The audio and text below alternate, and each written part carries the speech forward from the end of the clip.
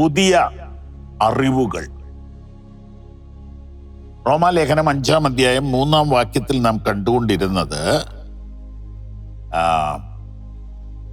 കഷ്ടതയിൽ നാം ഒരു അത്ഭുതകരമായ പ്രായോഗിക ജീവിതത്തിലേക്ക് കടക്കുന്നു എന്നാണ്.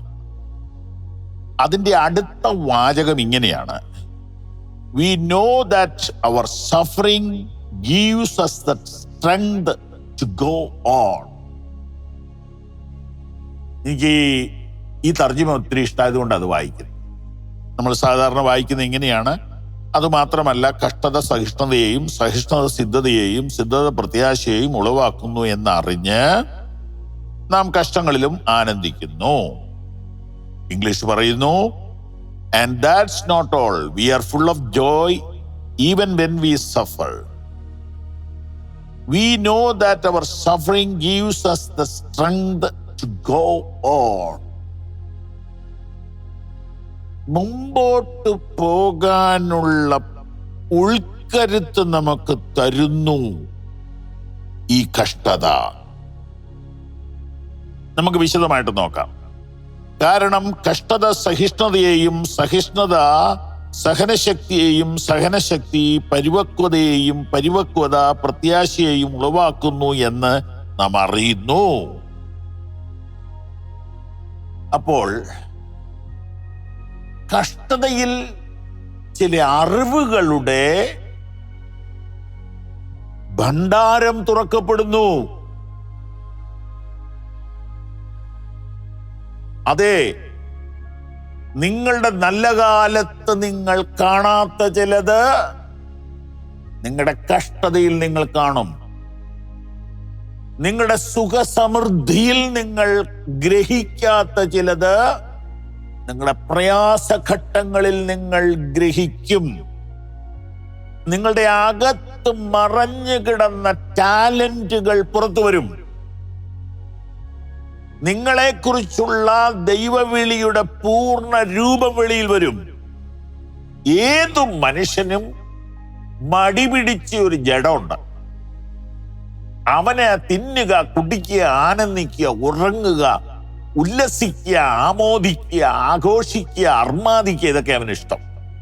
പക്ഷേ വലിയ വലിയ കണ്ടുപിടുത്തങ്ങൾ ചെയ്തവർ, അവരൊക്കെ വലിയ വില കൊടുത്തവരാണ്. നമ്മൾ നമ്മുടേതായ സ്വഭാവ പശ്ചാത്തലം വെച്ചുകൊണ്ട് ഒന്ന് മാറി ചിന്തിക്കുവാൻ ഈ വചനം നമ്മെ സഹായിക്കട്ടെ. തിരുവചനം നമ്മോട് പറയുന്നത്,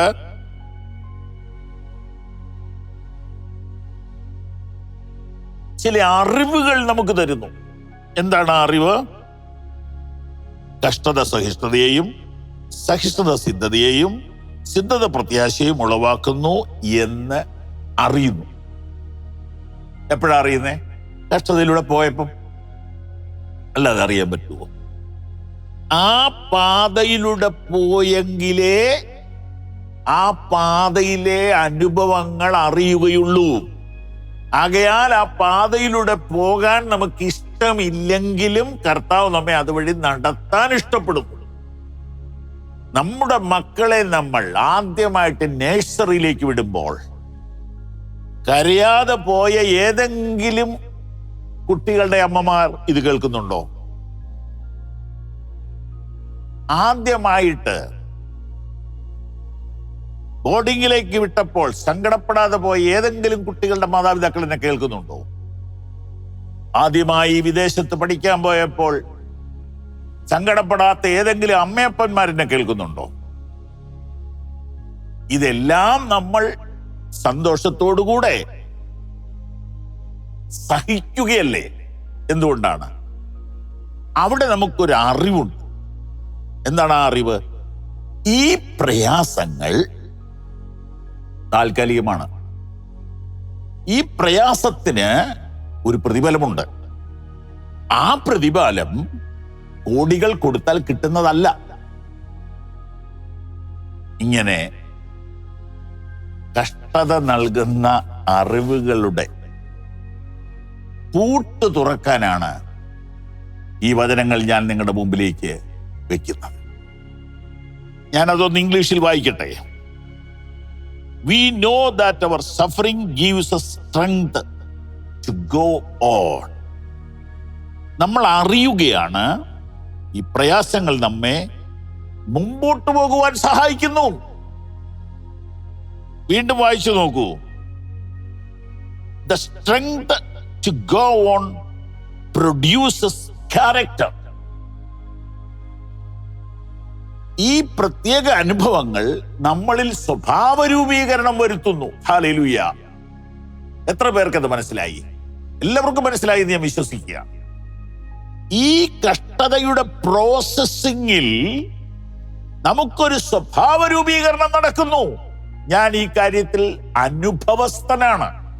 25 കൊല്ലം മുമ്പ് ഒരു മേജർ ആക്സിഡന്റിലൂടെ ഞങ്ങൾ കുടുംബമായി കടന്നുപോയി.